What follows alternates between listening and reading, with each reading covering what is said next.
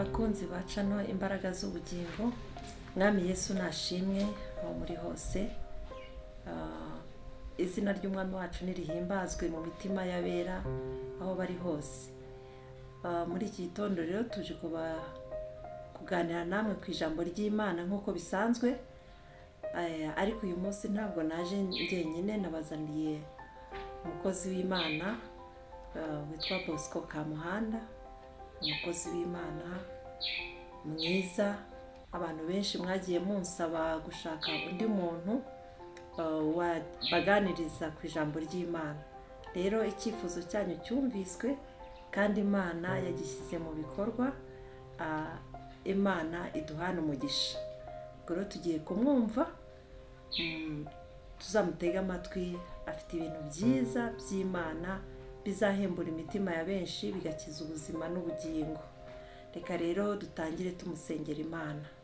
Mana, turagushimiye, izina ryawe ryubahwe, ubwami bwawe buze, icyo ushaka kibeho mu isi nk'uko kibaho mu ijuru.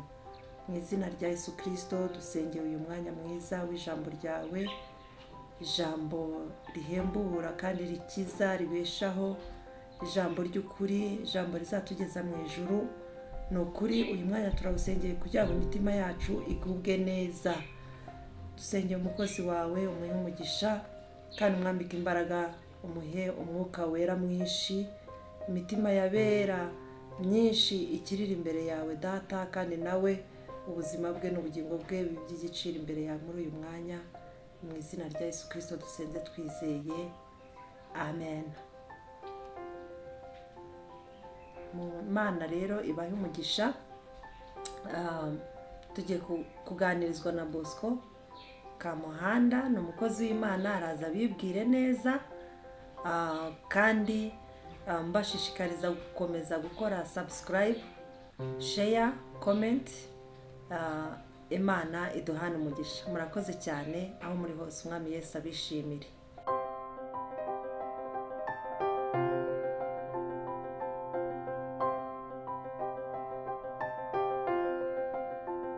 Bakunzi bacano imbaraga z'ubugingo, ndabasuje mu izina rya Yesu Kristo.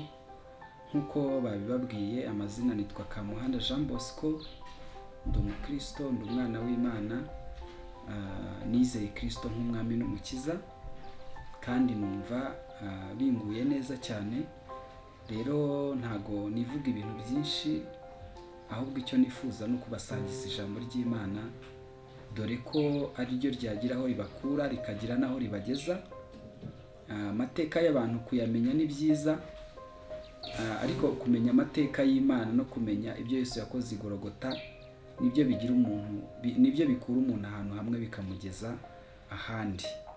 Rero reka dutangire dusoma ijambo ry'Imana mu gitabo cy'ibyakozwe n'intumwa. Turasoma igice cya mbere. Bafite Bibiliya hafi yabo, basome igitabo cy'ibyakozwe n'intumwa igice cya mbere. Turasoma duhere ku murongo wa 2. Haravuga ngo kugeza ku munsi yazamuriwe mu ijuru, amaze gutegeka intumwa yatoranije, azitegekesha umwuka wera. Amaze kubabazwa ababonekera ari muzima, atanga ibimenyetso byinshi, agumya kubabonekera mu minsi 40 avuga iby'ubwami bw'Imana. Rero uyu mwanya tugiye kwiga ku ijambo rivuga ngo kumenya Yesu neza. Kumenya Yesu neza. Inshinga bita kumenya, abahanga mu Cyongereza bakunze kuvuga ngo ni to know. Ariko kumenya biri mu buryo butandukanye. Hari to know, hari to understand, hari na to comprehend. Shatse kuvuga rero inshinga ivuga to understand cyangwa to comprehend. Byose byitwa kumva, ariko ugeranyije mu Kinyarwanda cyiza to understand ni nko gucengerwa. To understand, to comprehend. Abahanga mu zindi ndimi Bibiliya yanditswemo mu isezerano rishya ryanditswe mu Kigiriki bakunze kuvuga iyi to comprehend bakoresha inshinga y'ikigiri cyitwa katarambano. Katarambano bisobanura to understand cyangwa se to comprehend. Muri make kumva, kumenya Yesu neza, navuga ngo ni to comprehend who Jesus Christ is. Byaba bisobanutse neza. Kumenya Yesu neza rero, Yesu abantu benshi baramuzi, abamwizera n'abatamwizera. Kuko Yesu yanditswe mu gitabo cya Bibiliya, kandi Bibiliya ntabwo isomwa n'abakristo gusa. Bibiliya isomwa n'abantu bose bafite amatsiko yo kumenya ibiyanditsemo. Ariko by'umwihariko ndashishikariza umukristo wese wizeye ko akwiriye gusoma Bibiliya ahereye ku rupapuro rwa mbere mu itangiriro agasoma akageza mu byahishuwe, kugira ngo arusheho gusobanukirwa ibyo yizera by'ukuri. Ariko by'umwihariko asomye isezerano rishya rivuga ibigendanye n'ubuhanuzi bwo mu isezerano rya kera bwasohoye buvuga ku mwami Yesu, byaba byiza kurushaho ayisomye kenshi, byamuha amakuru menshi. Hanyuma rero Yesu amaze kuzuka, yiyeretse abigishwa mu minsi 40, niyo magambo twasomye, agenda biyereka, ababwira urupfu rwe, ababwira kuzuka kwe, ababwira abasobanura ko ibyanditsweho kuri we byasohoye. Agenda asobanura intumwa, asobanura abigishwa ibyo yababwiye akiri kumwe nabo, asangira nabo umugati, amanyagura umugati, asangira nabo vino, abahanurira, ababwira ibyenda kumubaho byose, uburyo byagiye abihanura ndetse n'uburyo byagiye bisohora. Yagiye rero abibabwira ndetse abibutsa bamwe mu bahanuzi bagiye babihanura batandukanye, bahanura iby'urupfu rwe ndetse no gupfa kwe no kuzuka kwe no guhambwa kwe no kuzuka kwe. Yesaya ni umwe mu bahanuzi bahanuye Yesu, baramuhanura, bahanura kuvuka kwe, bahanura ubuzima bwe, bahanura gupfa kwe, bavuga guhambwa kwe ndetse bavuga kuzuka kwe, bavuga no kugaruka kwe aje gutwara itorero. Yesaya yahanuye n'urubanza rw'imperuka. Mbega Yesaya bavuga ngo ni evangelistic prophet, ni umuhanuzi wasobanuye ibya Yesu cyane. N'abandi bagiye babihanura, ba Yeremiya, ba Ezekiyeli, ba Mika n'abahanuzi bato, bose bagiye bavuga ibya Yesu. Mbibutse ko turimo kwiga ku ijambo rivuga ngo kumenya Yesu neza. Yesu umuntu amumenya gute? Ni gute umuntu asobanukirwa, acengerwa n'uburyo bwo kumenya Yesu? Ntabwo tumumenya mu nyuguti gusa, ahubwo Yesu tumumenyera mu bikorwa bya buri munsi. Yesu iyo amaze kugera mu muntu, ikikubwira ko yageze mu muntu, hari ubuzima buhinduka, hari amateka ahinduka. Wari umunyabyaha atangiye guhinduka, akaba umukristo, akaba icyaremwe gishya. Umuntu wari ufite icyaha cya Adamu cyangwa se ufite ubuvuke bw'umubiri busanzwe, atangira kugira ubuvuke bushya, ubuvuke bwo muri Kristo Yesu, akongera akabyarwa n'Imana, umuntu akaba urubyaro rw'Imana, akabaho atakigengwa na kamere ipfa, akabaho atakigengwa n'imitekerereze ya kera, ahubwo akabaho agengwa n'ubuzima bushyashya yakiriye muri Kristo Yesu. Ibintu biranga abantu bamaze kwizera Kristo harimo muri bo batangira kuzinukwa imirimo y'umwijima. Cya kabiri ni abantu batangira guhumuka amaso y'umwuka, bagatangira kumenya ibyo abandi batamenya, bakareba ibyo abandi batareba.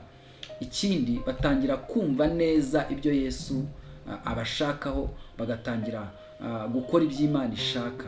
Mbega n'urugendo rutangira kubabera rwiza. Ikindi kibabaho cyane, bagira ibyishimo byo mu mutima.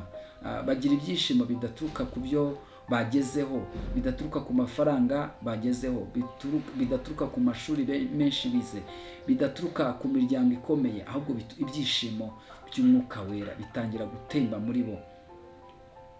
Yesu yabivuzeho muri Yohana igice cya 7, hafi nko ku murongo wa 37-8, aravuga ngo umuntu nanyizera, imigezi y'amazi y'ubugingo izatemba iva mu nda.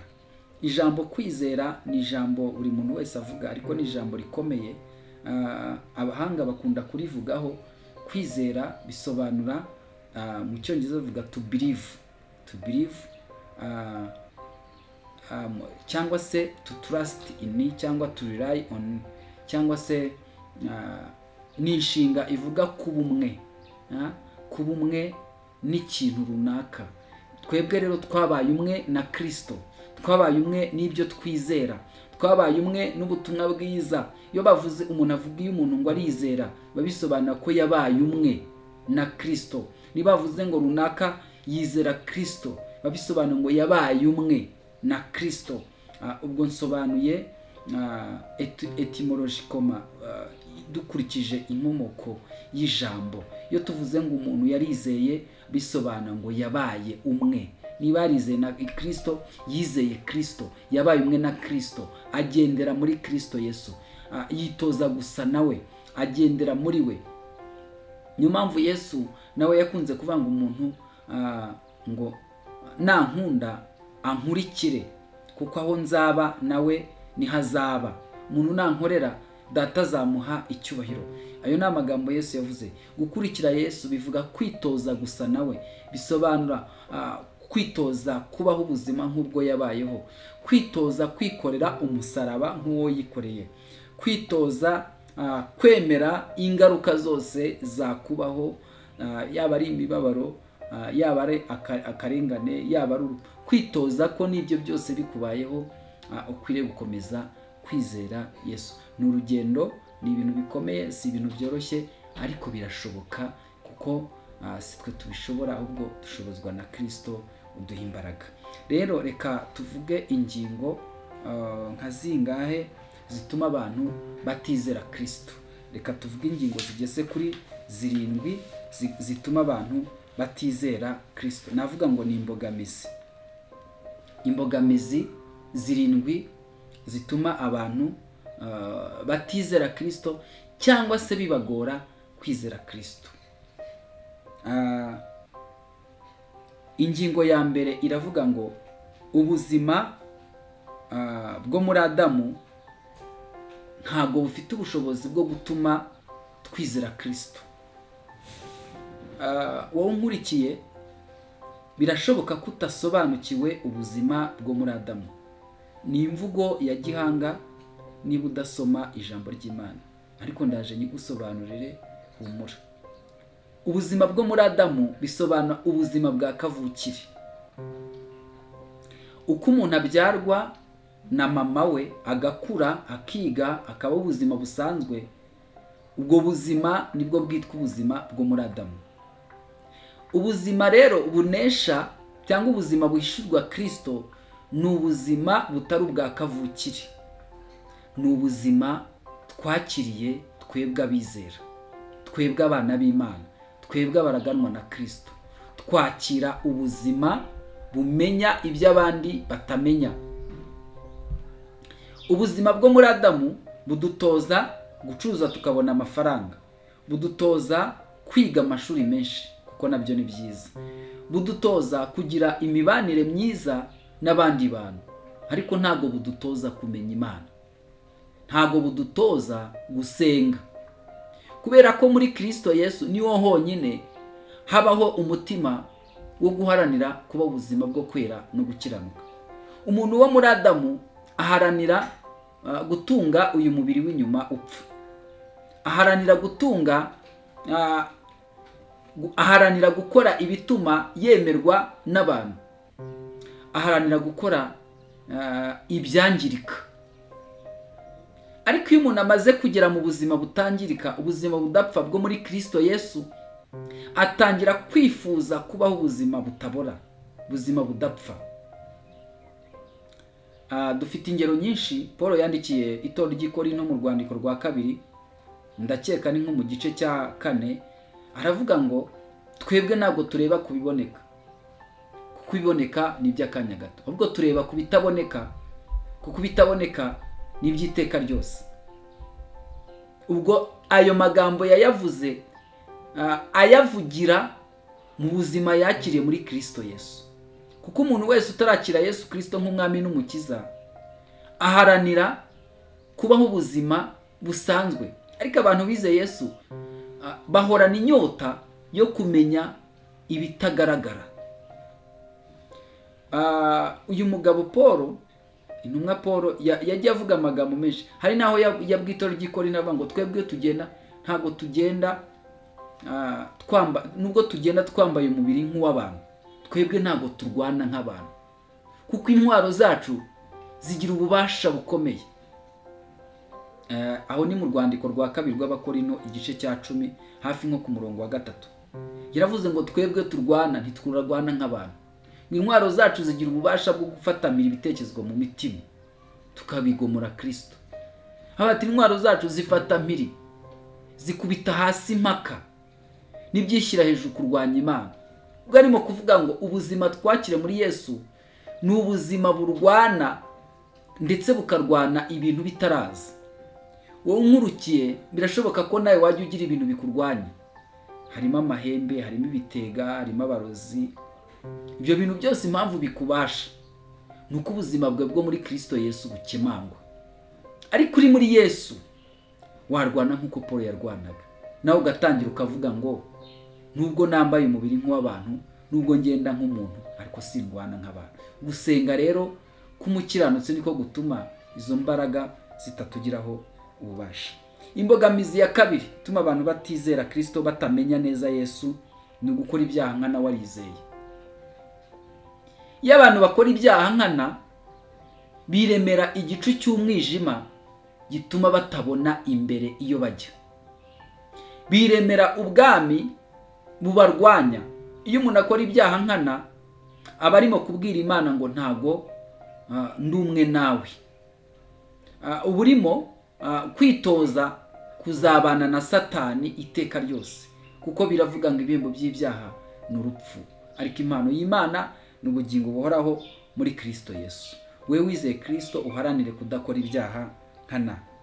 Ingingo ya 3 ituma abantu batamenya umwami Yesu neza ni ukudasenga twirije ubusa. Abantu iyo badasenga ngo bagire umwete wo gushaka Imana, bashake mu maso h'Imana, imimenyere cyangwa se imisobanukirwe yo muri Kristo Yesu iba mike. Ahangaha ushobora kubigiraho urujijo. Abasenga ni benshi,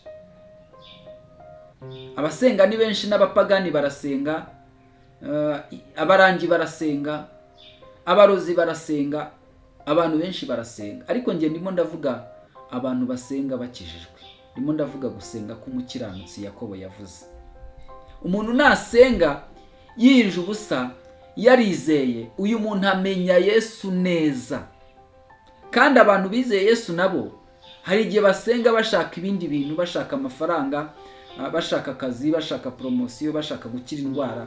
Oya, ibyo nubwo ari byiza, ariko ndavuga umuntu wiriza ubusa asenga ashaka kumenya, ashaka guhishurirwa Kristo, uwo ni umumenya neza. Ingingo ya 4 ituma abantu batamenya neza Yesu ni ukudasoma ijambo ry'Imana ngo abantu barihishurirwe. Kudasoma ijambo ry'Imana biri mu bunebwe bukomeye abantu bafite, butuma abantu batamenya Imana neza. Ntangira inyigisho nababwiye ngo niba ushaka kumenya neza Yesu, toze gusoma ijambo ry'Imana kuva mu itangiro kugera mu byahishuwe. Utangire umenye inkuru ziri mu byanditswe byera, bizagutera kumenya neza umwami Yesu. Abazungu bigize bavuga amagambo ntakunda, baravuga ngo ishaka guhisha umunyafrika gushyira mu gitabo, ibintu bihisha mu gitabo. Ariko baratubeshyeye, twe turi abanyafrika ariko turanasoma, kandi ntago ntekereza ko abazungu bose nabo basoma. Rero ntuzaba umunyafrika ngo wange gusoma ibitabo byose ugeze no ku kigero udasoma ijambo ry'Imana. Niba ushaka kuzabana n'Imana karamata, itoze gusoma ijambo ry'Imana. Usome uhereye mu itangiro ugeze mu byahishuwe, from Genesis to Revelation. Usome isezerano rya kera, usome irishya, umenye aho bitandukanira, ubimenye. Kandi ibintu bitumye abantu benshi badasoma ijambo ry'Imana byinshi birahari. Hari ama entertainment atandukanye, kureba umupira, kureba amafilimi, gusohoka gutandukanye, kujya ku mazi.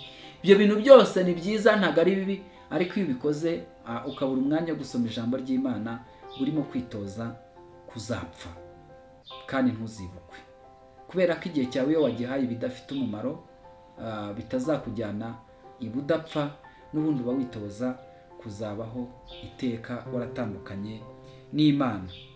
Ingingo ya 5 ni umwuka w'idini. Idini ni kimwe mu bintu byigisha iyobokamana, ariko ntago bigisha kumenya Yesu. Iyo dusomye ubutumwa bwiza bwanditswe na Yohana igice cya 3, tuhabona umugabo w'umuhanga cyane w'umwigisha witwaga Nikodemu. Reka dusome inkuru ze gatoya urahita uzumva. Hari umuntu wo mu bafarisayo witwaga Nikodemu, butware wo mu Bayuda, we yasanze Yesu nijoro, aramubwira ati, mwigisha, tuzi yuko uri umwigisha uvuye ku Mana, kuko ari nawe ubasha gukora ibimenyetso ujya ukora, keretse Imana iri kumwe nawe. Yesu aramusubiza ati, ni ukuri ndakubwira yuko umuntu utabyawe ubwa kabiri atabasha kubona ubwami bw'Imana. Nikodemu aramubaza ati, mbese umuntu yabasha ate kubyarwa akuze? Yakongera agasubira mu nda ya nyina akabyarwa? Yesu aramusubiza ati, ni ukuri ndakubwira yuko umuntu utabyawe n'amazi n'umwuka atabasha kwinjira mu bwami bw'Imana. Ikibyarwa n'umubiri nacyo ni umubiri, n'ikibyarwa n'umwuka nacyo ni umwuka. Witangazwa nuko nkubwiye yuko bibakwiriye kubyarwa bwa kabiri. Umuyaga uhuha aho ushaka, ukumva guhuha kwawo, ariko ntumenya aho uva cyangwa aho ujya. Niko wabyawe n'umwuka wese amera. Nikodemu aramusubiza ati, ibyo byashoboka bite? Yesu aramusubiza ati, ukaba uri umwigisha w'Abayisiraheli ntumenye ibyo? Ni ukuri ndakubwira yuko tuvuga ibyo tuzi kandi duhamya ibyo twabonye, nyamara ntimwemera ibyo duhamya. Reba Nikodemu nawe, umwigisha w'Abisiraheli, umwigisha w'Abayuda, wabyigishije akanabyiga, yize za teoloji zitandukanye, ariko kubyarwa ubwa kabiri ntiyabimenye. Idini, umwuka w'idini utuma abantu badashobora kumenya Yesu. Biterwa n'iki rero? Idini ni settings abantu bashyiraho zigaragaza kwera kwabo mu maso y'abantu. Ni set of rules and regulations. Ni amahame abantu bashyiraho bakavanga umuntu ukijijwe akwiriye kuba ameze gutya, akwiriye kuba yambaye gutya, akwiriye kuba avuga gutya, akwiriye kuba yitwara gutya. Ubwo ni mu maso y'abantu. Ariko twebwe umuntu ukijijwe ntago tumurebesha ijisho, kubera ko ntidutanga agakiza. Aho niho amakimbirane aturuka. Umwe aravuga ngo ndi umwadepe, undi akavuga ngo ndi umwangirikani, undi akavuga ngo ni umubatista, undi akavuga ngo ni umwisilamu, undi akavuga ibindi bitandukanye. Abo bantu bose ntago Yesu yaje gucungura idini. Yesu yaje gucungura umuntu ku giti cye, kuko Yesu yaje gushaka no gukiza icyazimiye. Ntago rero yaje kubaka amasekte, ntago yaje kubaka amagurupe runaka. Wowe nkurikiye, ndakwibutsa ko Imana itaje gutoranya ubutaka, ntiyaje guhamagara igihugu, ntiyahamagaye akagari, ntiyahamagaye urusengero, yahamagaye umutima w'umuntu. Ezekiyeli yaravuze ngo ubugingo bukora icyaha nibwo buzapfa. Ntago yigize avuga ngo ADEPR idakora icyaha cyangwa ngirikani. Umwuka w'idini ni umwuka abantu bagenderamo bakubahiriza ibyo basabwa mu idini runaka, bagatekereza ko ariko gakiza. Ndetse iyo bamaze kubyubahiriza muri sosiyete bakoreramo baremerwa, ndetse si n'igitangaza bemewe bakagirwa n'abayobozi, ariko nibisobanuye ko bahishuriwe Kristo. Wishurirwa Kristo cyangwa se to comprehend, to understand Jesus Christ. It is to know, it is to uramumenya ukamuhishurirwa, akakuyobora mu bushake bwe, ugakora iby'Imana ishaka, ntukore iby'abantu bashaka. Ikintu kigaragaza ko amaze kuba umunyetorero nuko abanyedini batangira kukwanga, kubera ko babona ko kabya, babona yuko warengereye, ariko so mu ijuru niwe ubuzi neza ko utarengereye. Rero bene data munkurikiye, mwirinde umwuka w'idini, nubwo mwaribamo muribemo ariko ntiribabemo. Muharanire gukura abanyedini mu idini mubajyana mu itorero ry'umwami Yesu, aho abantu bayoborwa n'ubushake bw'Imana, bayoborwa n'ijambo ry'Imana, batayoborwa n'amategeko cyangwa se amabwiriza yabashyizwe imbere. Ingingo ya 6 ibanziriza iya nyuma iravuga ubupfumu. Ubupfumu bwo muri Afurika nabwo butuma tudashobora kumenya Yesu. Ikintu cyitwa ubupfumu, muraza kumbwira ati si ubupfumu bujemo gute? Muri Afurika abantu benshi bamaze kwizera Yesu n'abandi batandukanye batamwizeye, bose bahuriye mu idini, batangira kugwiza impano, ariko izo mpano zimwe ziba ari impano z'umwuka wera, ariko izindi ziba ari ubupfumu. Bamwe baraguza umutwe, abandi n'abarangi, abo bose barerekwa. Ikikubwira ko umuntu yakiriye ubupfumu atakiriye umwuka wera nuko akora ibyaha kandi agakomeza agahanura. Yesu yaravuze ngo abantu z'ibinyoma tuzabamenyera ku mbuto zabo, tuzabamenyera ku byo bakora, ntabwo tuzabamenyera ku byo bavuga. Gutekereza ngo ibyo bahanuye bizasohora, birashoboka ko byasohora kuko n'abarangi barahanura, nabo baraguzi b'umutwe mbere yuko n'ubutumwa bugera muri Afurika bari bahari kandi barahanuraga bigasohora. Rero mwene data umurikiye, witoze gusa nk'uko ijambo ry'Imana rishaka, rivuga ibyo bizakukiza umwuka w'ubupfumu watatse abantu. Ntago mvuga uwo mwuka ngo nirengagize ko impano z'umwuka wera ziriho kandi zikora, ariko usobanukirwe ko impano z'umwuka wera zitagendana n'imbuto z'umwuka wera, izo twita ubupfumu. Baramu yarazifite, yaravumaga akavumura nk'uko Baraki yari yabimubwiye, ariko kubera ko atarafite imbuto, ari wabeshya Abisiraheli, bakagenda bakarya intonorano, barangiza bagasambana, bakicirwa mu kibaya cy'Imowabu. Icyo cyatumye tutamwita umuhanuzi, tumwita umupfumu. Icyanyuma gituma abantu badahishurirwa Kristo ni ukubura abigisha b'ukuri. Rero abantu bagwijije ababwiriza butumwa, bagwijije abahanuzi, bagwijije abashumba, bagwijije intumwa, ariko abigisha ni bake. Abavuga ukuri k'ubutumwa bwiza ni bake. Abantu bose bazi ko amagambo ari muri Bibiliya yose ari ubutumwa bwiza, ariko siko kuri. Ubutumwa bwiza bugira ingingo zibuhamya. Icyambere kigaragaza ubutumwa bwiza ni uko umuntu asobanura urupfu no guhambwa bya Kristo. Icyakabiri kigaragaza ubutumwa bwiza ni uko tumenya ko Yesu azagaruka aje guca imanza.